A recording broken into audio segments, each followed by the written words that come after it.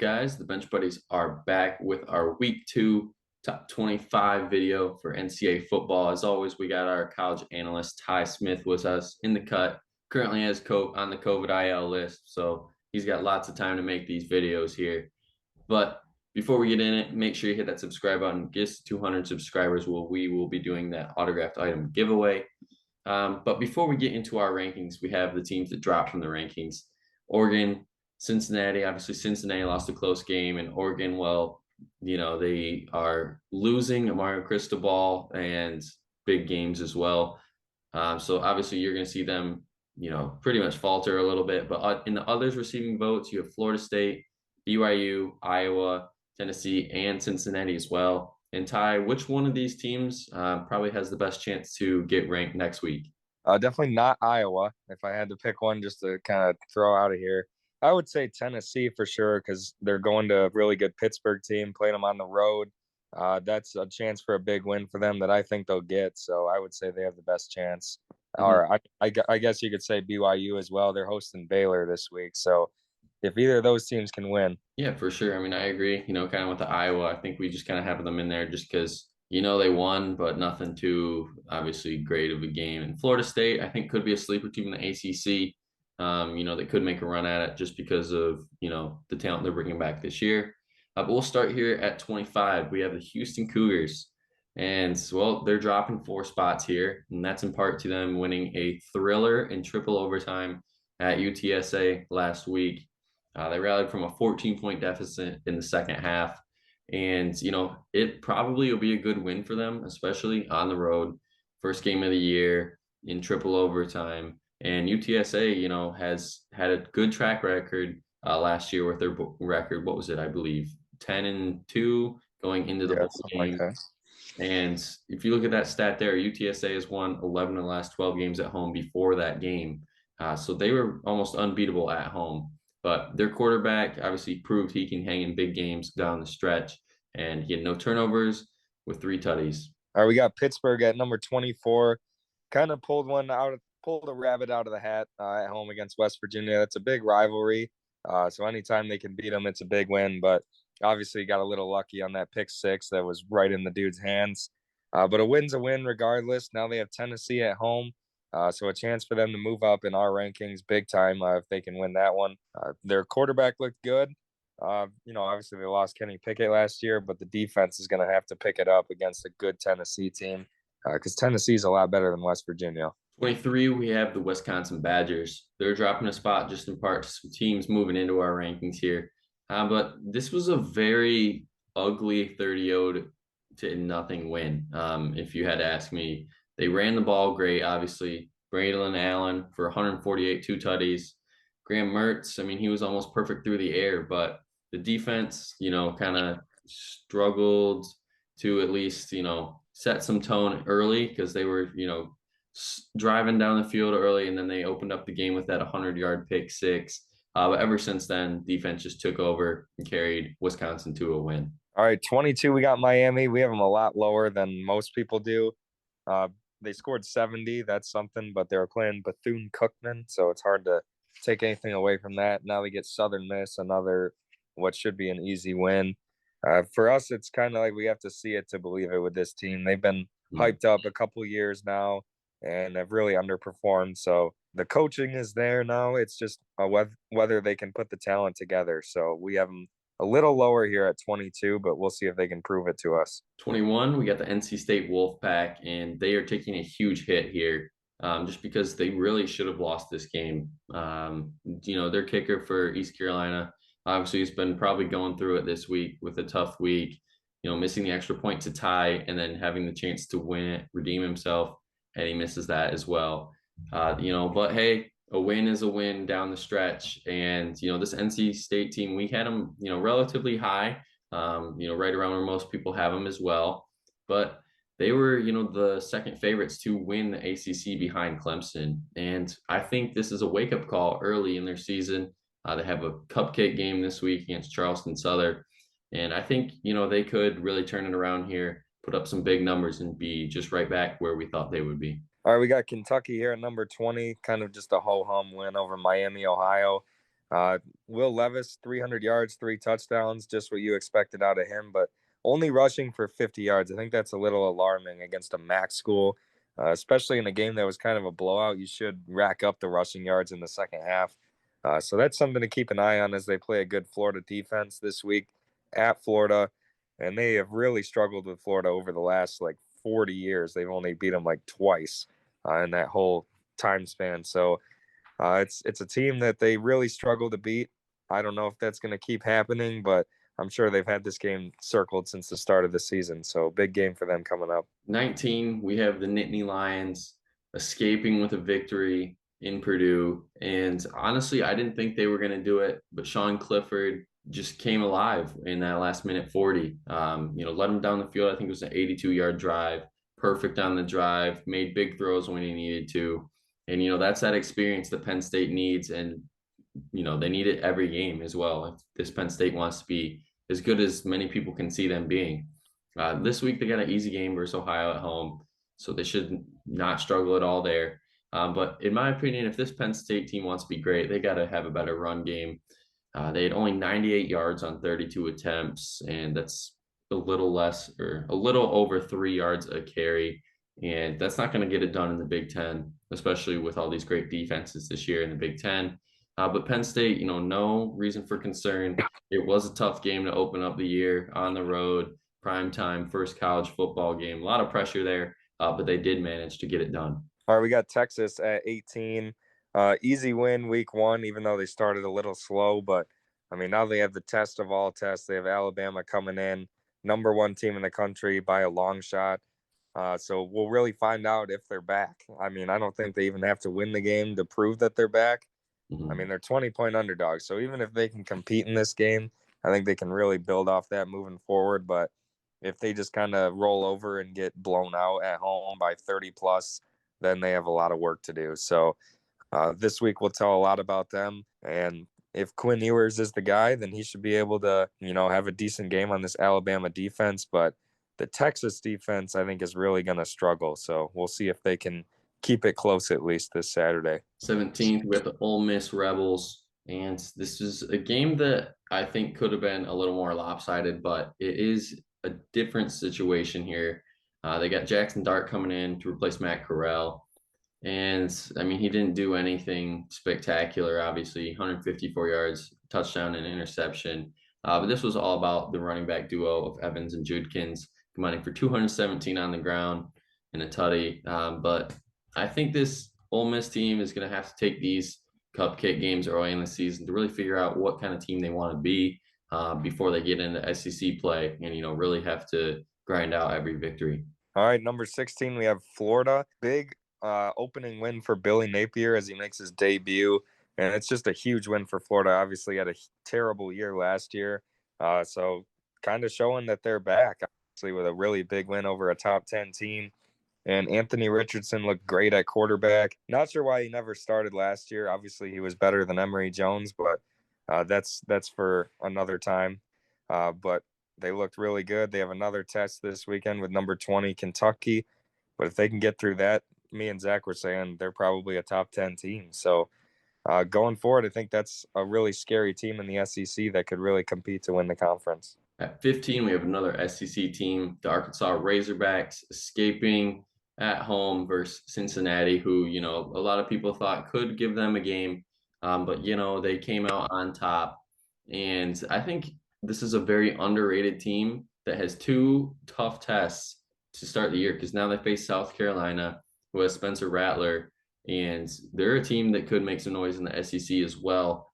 Just because Rattler, if he plays, what everyone thought he would be in Oklahoma, then, that's going to be a really good team, tough to stop.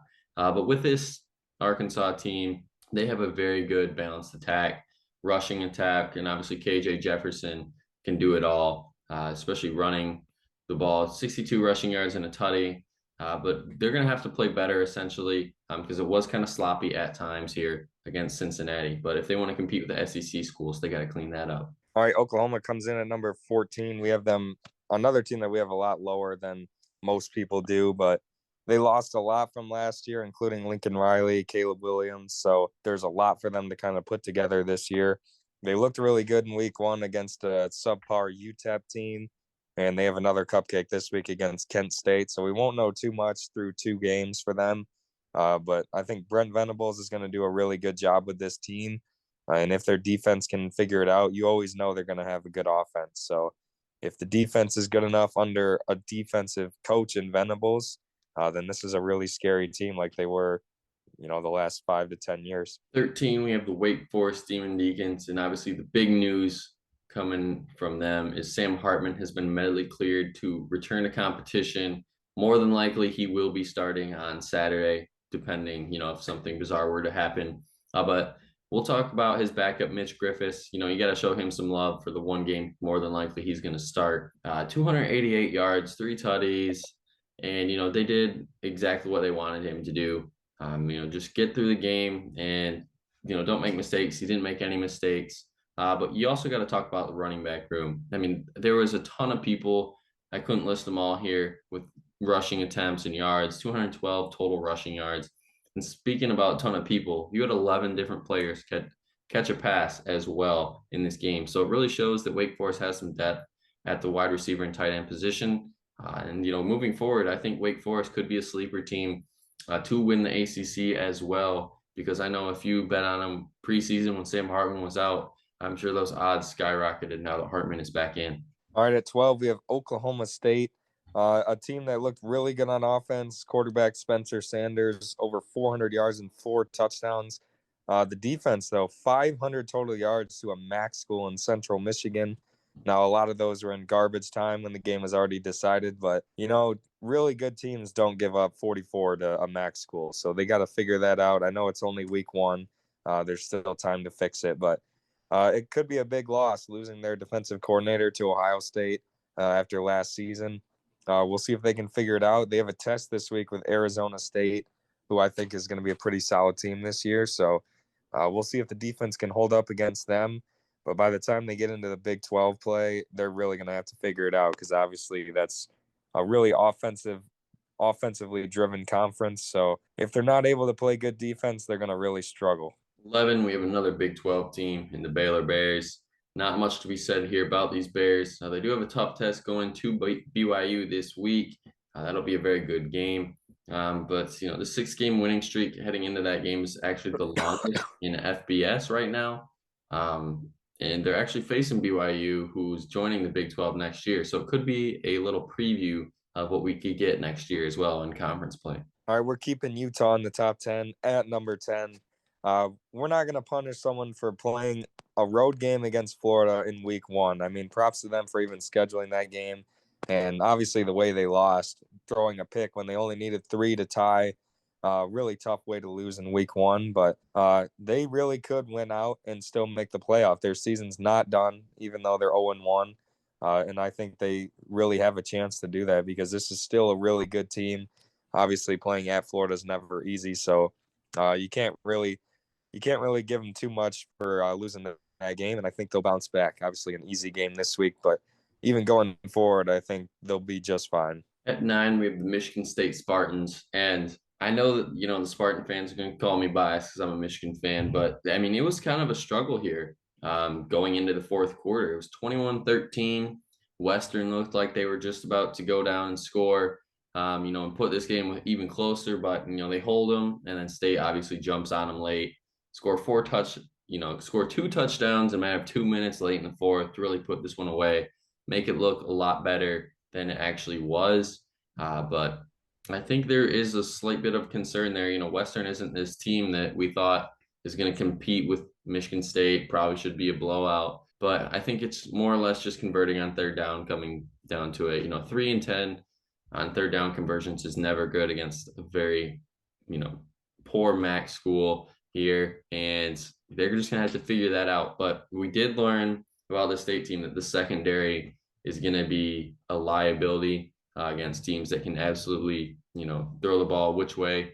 CJ Stroud, I probably am going to predict that is going to have a field day on this defense, probably throwing over 400 yards and whatnot. But that's for a different time. Maybe they'll figure it out between then. But right now, State, they got to be happy here, sitting at 9. All right, at 8 we have Notre Dame, another 0-1 team that we're keeping in the top 10, and you really can't fault them. They played number 3 Ohio State on the road, and they were in it until the very end. Actually, had the lead going into the fourth quarter. So I thought they looked really good on defense. Tyler Buckner at quarterback, he looked okay. Nobody could block for him, so you can't really fault him for that. The offensive line just really struggled, and I thought they could have lost by a lot more going into that game. I thought they were going to get blown out. So just the fact that they had a chance to win that shows a lot about them, that they've made a lot of progress. So I think Notre Dame, like Utah, they'll be just fine, and they'll really have a chance to get themselves back into the mix. 7, we're moving USC up a lot here. Pretty much all you can say is this is Oklahoma 2.0, essentially.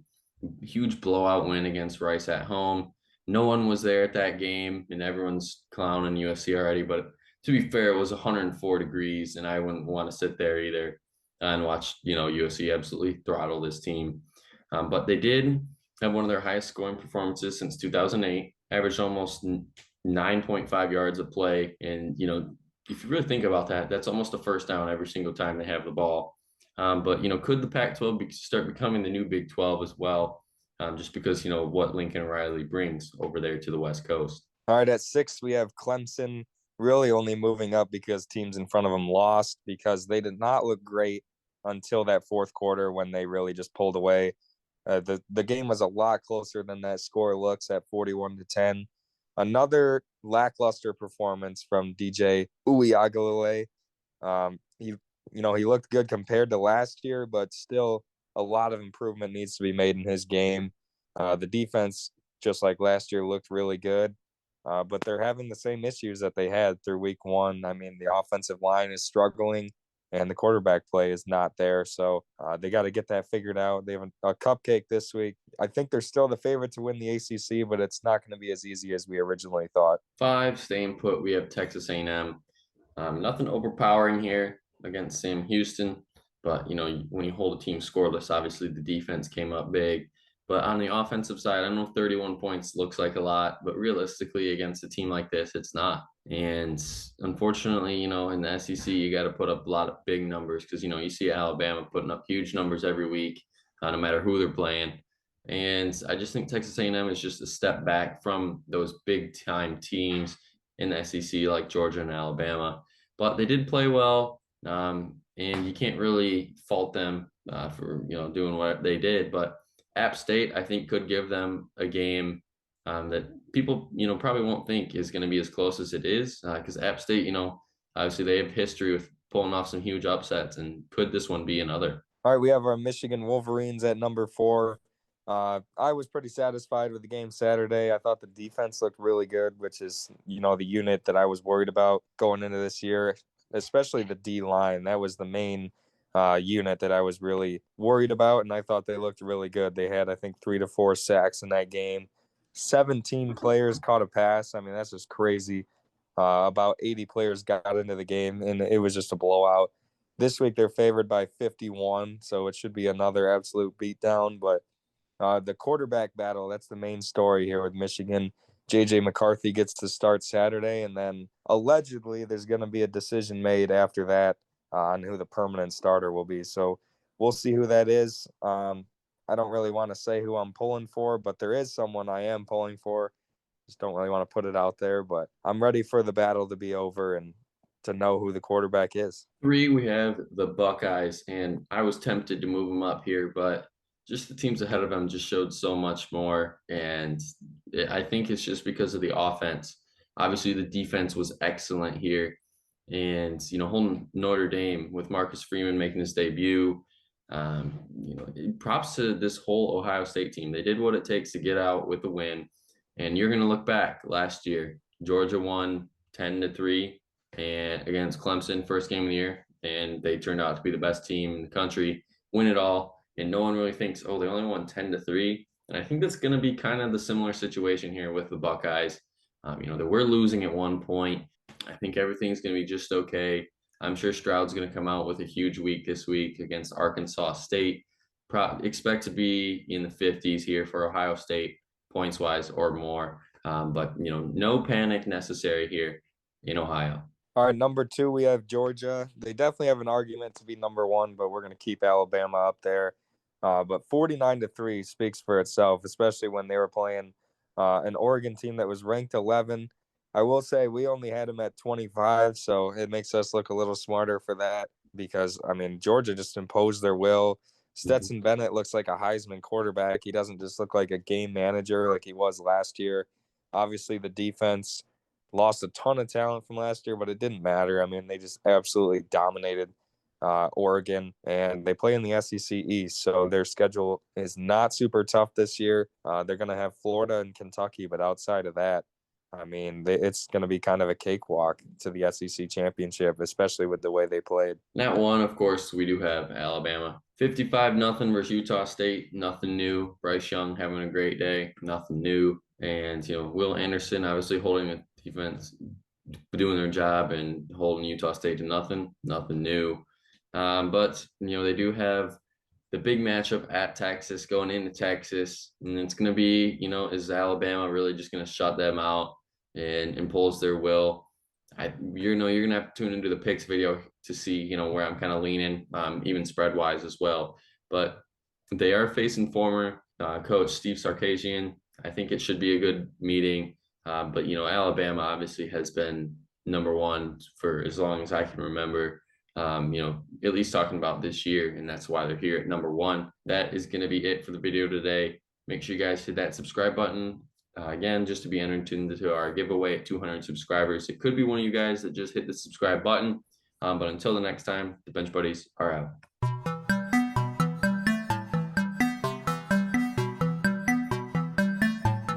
She never called back.